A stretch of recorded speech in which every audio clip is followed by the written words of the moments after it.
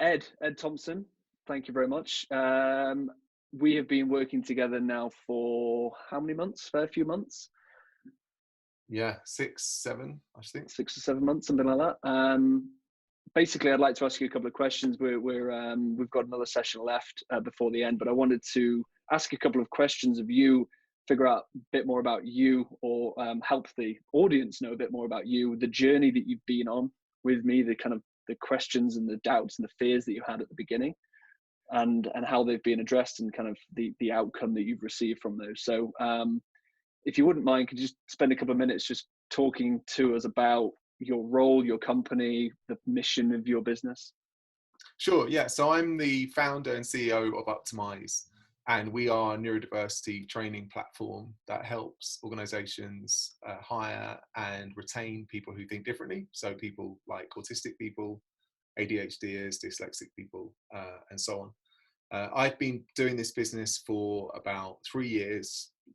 Really, the whole thing bootstrapped up to this point. We're just about to raise a seed round, just starting to take on some staff.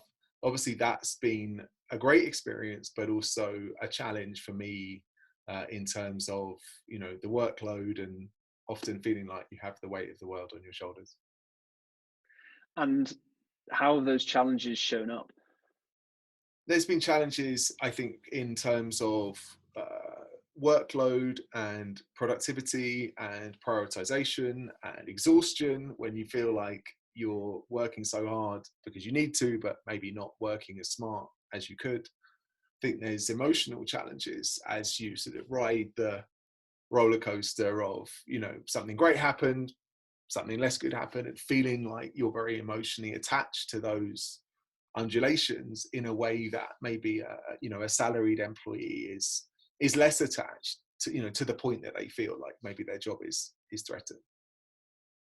I think you've just encapsulated the kind of the mindset of an entrepreneur or a high achiever in a nutshell. There, the constant battle to control the controllables, to Right. push, achieve, and also with you, what stands you aside from lots of other people is the fact that you've got that element of contribution. You are working for a cause that is greater than yourself, and that, does that impact you, or how does that impact you? Is that something that pushes you? Is it something that pulls you? Is it motivating? Is it inspiring? I feel that's an interesting point, because contribution for me has always been very important. I think it's been a really helpful part of this journey from almost a selfish point of view. It's something that keeps you going, even when you hit difficult moments, to feel like you're making a contribution, to point to any contribution that you've made and think, well, that was a good thing for the world, and that was a good thing for a world.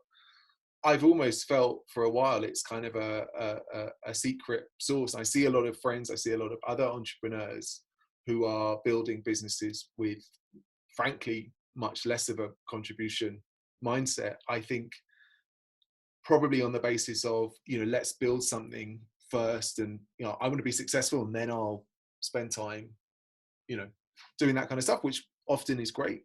But I think it's incredibly empowering and rewarding to try to combine the two. So by that you mean, actually, because I talk about meeting needs, and we can meet needs in two ways: by giving or by trying to take. So are you saying that by giving contribution first, you're actually getting your needs met in other ways, and in much higher abundance? Right, I think so. But I think I think I've also realized through our coaching sessions that there's other parts of my life where I'm not applying the same logic.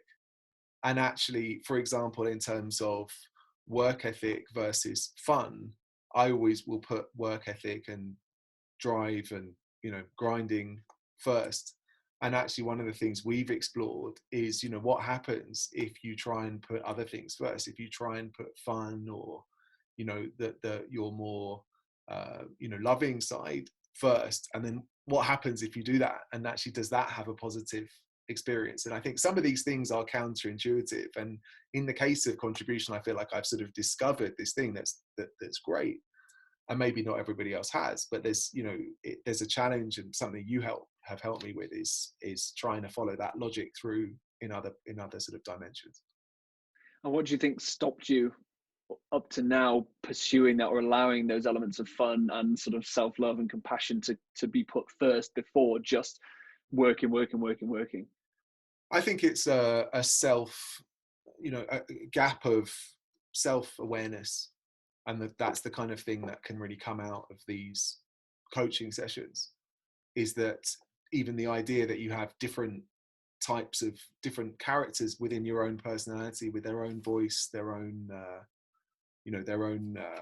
logic or lack of logic, and the idea that some of those can dominate unless you have that consciousness, that appreciation of this is what's happening, and I'm going to put a barrier on that, and I'm going to let another part of my personality have some more space. And we talked, I mean, how has that showed up at the beginning and versus now? I mean, we talked a lot, and we just went through it in that call about your measure of success when we first started in lots of ways was your to-do list and how far down that list you got. How did that feel at the time, and how do you feel generally now on a day-to-day basis? Well, if I can answer a slightly different question. I think I went into the coaching sessions and my prompt was very, as it has appeared, surface level, in that I want to have a slightly more productive day, and therefore maybe I'll have a coach to optimize that. And I think what has been very interesting and fulfilling is to use that lens and that experience in a much more holistic way, and to really explore, where are some of these challenges, where are some of these mindsets, these personal narratives coming from, and actually address those at a much more structural level, such that questions around day-to-day work or tasks have a much more solid framing and context within your own sort of self-knowledge. Nice. So just so I can try and unpick that to make sure I understand it, is, you felt like you were hiring a coach to solve one situation, but actually it was something much deeper and something much more impactful. Right. And I'm glad you raised that, because actually that's the situation with lots of coaches, lots of people I work with. And I think I said this to you on our pre-call. I said, look, you come to me with this, but I'm here to find out what you come to me with X, and I'm here to find out what Y is. You've come to me with what you perceive to be the cause, but is actually the symptom, i.e. working really hard, having a big to-do list and trying to get through it all. But that for me that's not a cause, that's a symptom. And I want to try and find out what that cause is. Yeah, exactly. And I think, these things don't exist in isolation. We often talk to our clients and push the idea that, businesses or business in general, it doesn't live in a void from the rest of society. And I think that metaphor sort of plays the same with, your work and your efforts as an individual, as playing into, the rest of your experiences or your value system. And so I think it's powerful to have somebody who can look at all of that together and see how the pieces can fit together. Fantastic. And one last question. How, if you could sum up in a word or two, how is it that you feel now about yourself, about your work, about your business, about, from a holistic point of view? Is there a word you can use to describe that? I would say initially aware, but I think that doesn't sound as positive as it is.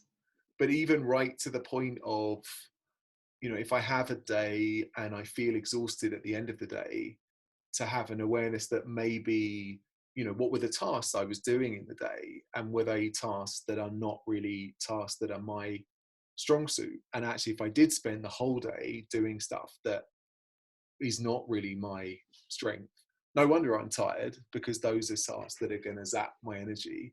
And also, let's have the awareness to think, well, is that what I should be doing? Or is there something to change? So I think it's a very kind of empowering awareness to a better awareness of self and elements of, personality or strengths and weaknesses, and not feeling imprisoned by those, but feeling like these are choices, options that you can change things, and you can ultimately create a better structure, which is what I was searching for in the beginning.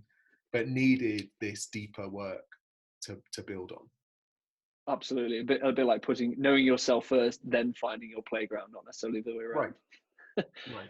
Awesome.